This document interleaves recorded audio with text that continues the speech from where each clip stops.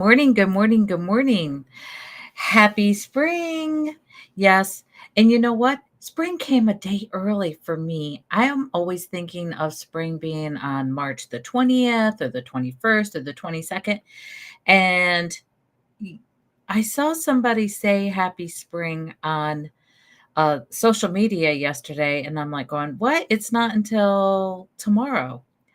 Well, I asked my little resident expert, Alexa, when's the first day of spring? And that little smarty pants, she answered March 19th. So yesterday was actually the first day of spring, which makes perfect sense because it's a leap year. So in February, we finished with an extra day. So that would push up spring. So, do you ever think about things like that? I guess I spend too much time alone and I have at times a little bit too much time to ponder. But you know what? It brings up good questions for me to ask you when I come here live. Hey, if you don't know me, I'm Weezy, and thanks for joining me today. I am here to, if you let me start over. If you don't know me, I'm here to encourage you to step out of your shells, out of your comfort zones to try new things, primarily using video. And I have to say, I have been hard at work this year in springtime. Um, well, we're just at springtime, but since last year, I have been busy bringing together some new concepts, and we're going to discuss those later in the show. But first, I want to ask you a question, and here it is on the screen. And I would love two things. Say hi in the comments. Where are you coming from? Where are you watching? And answer this question. Oh, and I spelled it wrong. I'm terrible at doing my things. Let me see. I can edit that. Just give me a minute. That's just it. Is you get to see me in all my imperfectness all the time. Okay, there. What's your favorite memories about spring? So share them in the comments. Say hi where you're coming from and tell me a little bit about something that you love about spring or what spring meant to you in childhood. And while you're typing, I'm going to share one of my favorite things about spring and what I would do in the springtime. And I am going to hop over to comments before, let's see, chat. So I'm over on chat now. And so say hi, tell me where you're coming from, and tell me your favorite story about spring memories. Well, if you don't know me, I grew up in northeastern Pennsylvania. I grew up on a farm. And my parents were pretty liberal about us letting us roam the land.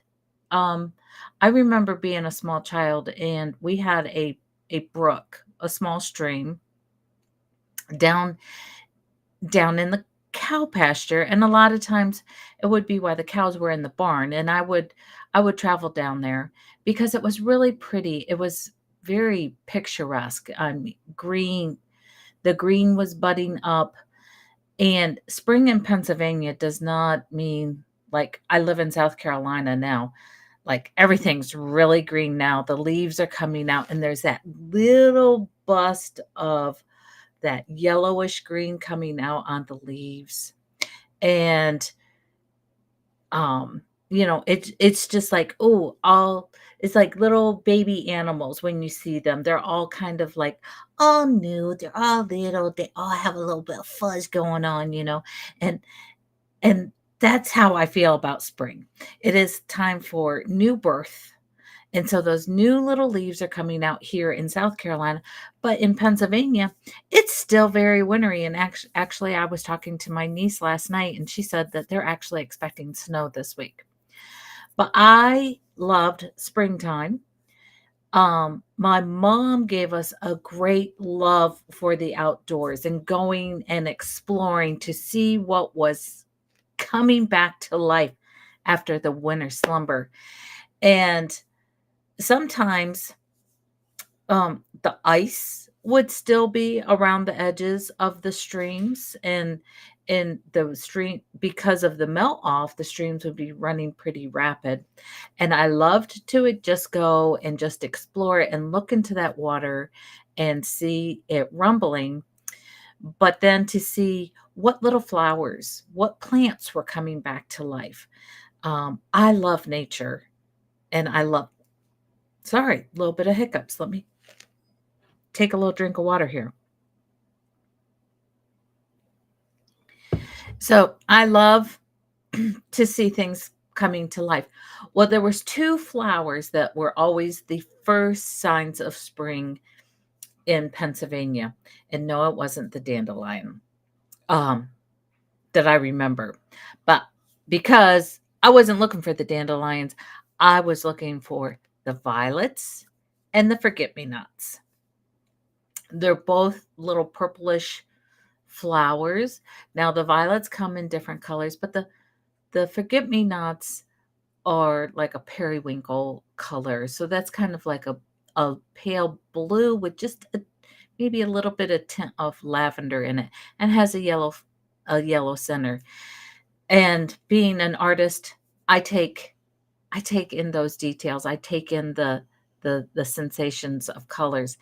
But violets, I actually had violets in my wedding arrangement. My because my other favorite flower color is yellow. And my wedding colors were purple and yellow because, yellow, you think of daffodils and the narcissus and different things like that. They come up and they actually look like a little ray of sunshine. And I just loved going out and doing that. And a lot of times my mom would take us on little hikes. We were very fortunate. Sorry, I've got all sorts of itches and hiccups going on today. But she would take us, we had a wooded area. We lived at a base of a mountain and we had a wooded area. And she would take us for a walk once we could go up there, and we would sometimes make terrariums and different things, but she would show us, the new things that are coming to life, and she would just get so excited, and within her excitement, we would get excitement. And so for my sisters and I, it just bred a love of nature, for plants, for birds. She would say, listen, listen, listen to the birds that are coming here. The robins are going to be here soon. Um, so those are some of my favorite memories of spring. And you may be asking, why am I talking about my childhood and springtime? If you haven't been seeing, I have really jazzed up my social media. I have really jazzed up my packages, and I am so excited because here it is spring, and I'm finally announcing a new package that I think could resonate with anybody. And I've made little comments here and there, but I don't think I've really dedicated a show to it, but it is called, I have a new package. It is called Living Legacy with Weezy. And it is, what is Living Legacy about? It's about sharing your memories on video. And it's not just sharing your memories like, let's go on a big dissertation and go from the time I was born until the time, until now, giving life history. No, it's capturing snippets of time, making smaller videos, but make as many videos as you want. Make as many videos as you want and record them on video, because a lot of people will watch video versus reading. There is a program out there called Storyworth, and it's a great program. Their model is awesome, and I'm not taking away from that. But I am going to say people might pick it up and they might read it. You get one book. But if you record in video, I show you how to A, make the videos from start to finish, or I work with you to make videos from start to finish. But you can check all of that out on my webpage, and we'll go over there in a minute and I'll show you. But what I'm trying to say is, in those snippets of video, telling your story, being creative with your story, those younger generations, it's going to hold their attention a little bit longer. Particularly as they get older, they're going to cherish that they can see you, they can hear you, they can hear you tell your story. Hence, leaving a living legacy, because legacy means living on and beyond your time. So let's head over to my website, and here it is. This is weezyinc.com. And right here, you can see Living Legacy. You can also get here by going to livinglegacywithweezy.com, and that also will pull up to this page. But this is what I have been working on. Okay, here we go. This is what I've been working on. And you see, if you're interested in my newsletter, you can sign up right here. All I ask is for your email and your name, and you can keep up with me and learn more about Living Legacy here. But I have a little video that you can watch explaining it. Actually, I have a couple Living Legacy videos that you can watch. But then I also have several packages, and they are pretty self-explanatory. The self-directed, and that means that it's your project. You and a friend, or you and your family, could work together in putting together your stories, and make it a family project. But to get more information and to buy the package, you just hit the more information. Um, More information is going to pop up, and then on that page, there's a button where you can purchase that package. Then there's package 2, and what does that mean? Well, a lot of people are a little bit shy. They're not sure where to start, or they don't really want to learn all the tech. Well, the only thing I ask you to learn over here is how to get on Zoom. And through Zoom, I guide you in an interview style. I'll ask you questions, and you answer me about different stories that you would like to share. And you can share up to 3 stories in this package. And I sit with you on Zoom, and I ask you questions, and I guide you through the story.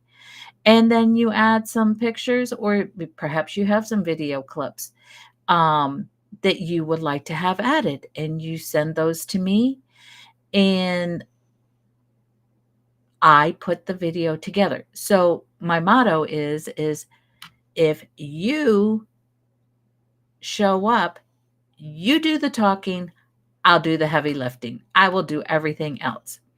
And then also on this page, I have just a couple little samples of other people's stories. And they, a lot of them, a couple of them, I mean, I'm just going to say I'm getting started, and this will be updated, but it gives you a good example of what I'm talking about somebody sharing their story. So 2 of them, I'm going to be honest, are interviews that I did when I was doing Weezy Today. So anyway, you can come over here to my website and find all of this information to find out more about introducing Living Legacy. Um, and I'm going to stop sharing.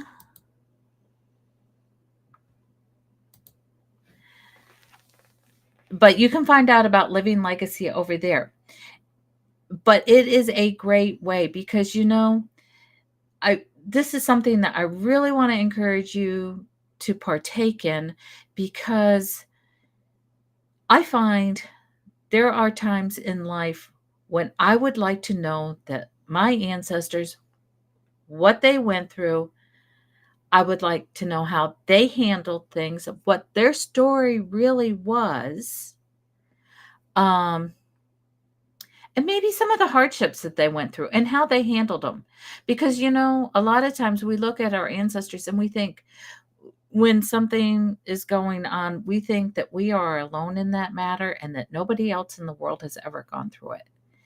And I think it's important that we let all generations know the struggles we went through during our lifetime because some struggles or some happy events are universal. They are timeless. And yes, we may dress different, our mindsets may be different, but in the core of the matter, some things just never change. There are some emotions that never change in how we react. They're timeless. There's happy moments in our lives and those feelings that come up. Again, the emotions. And sharing those and being frank with people, I think really, really helps. Um, but I'm sorry, I'm just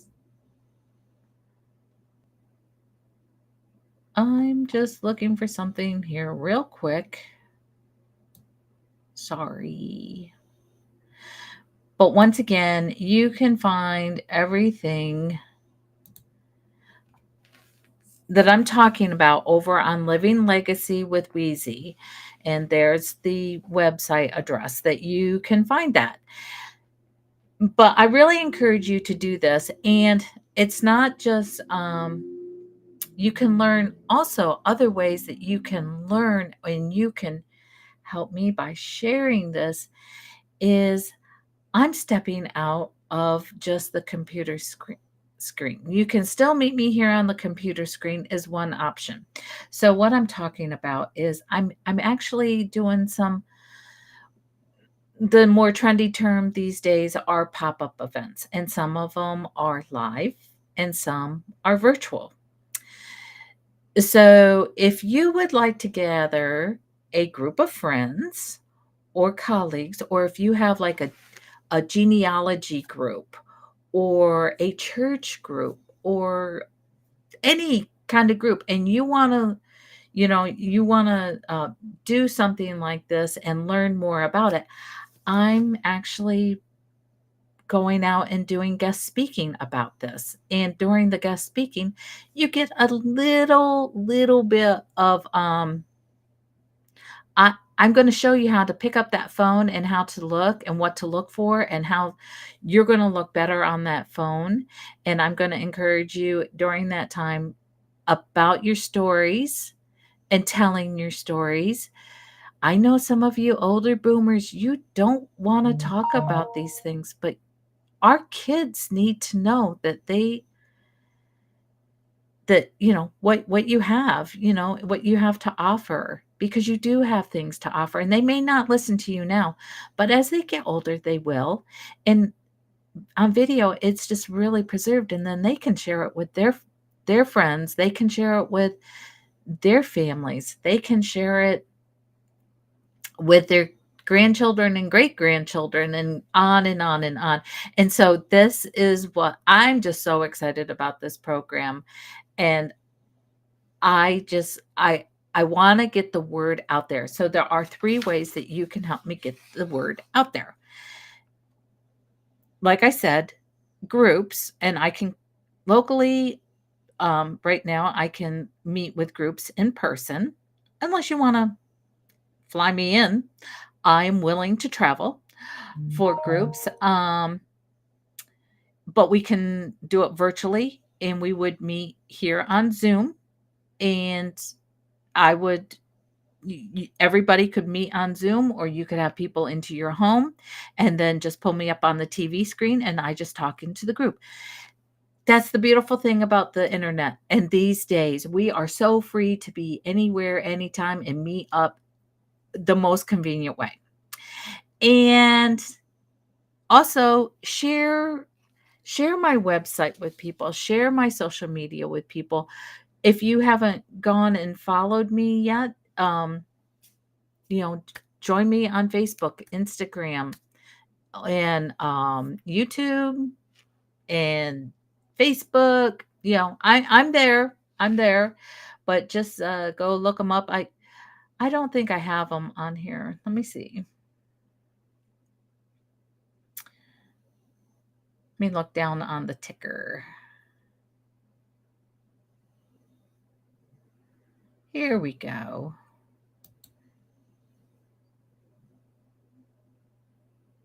Show.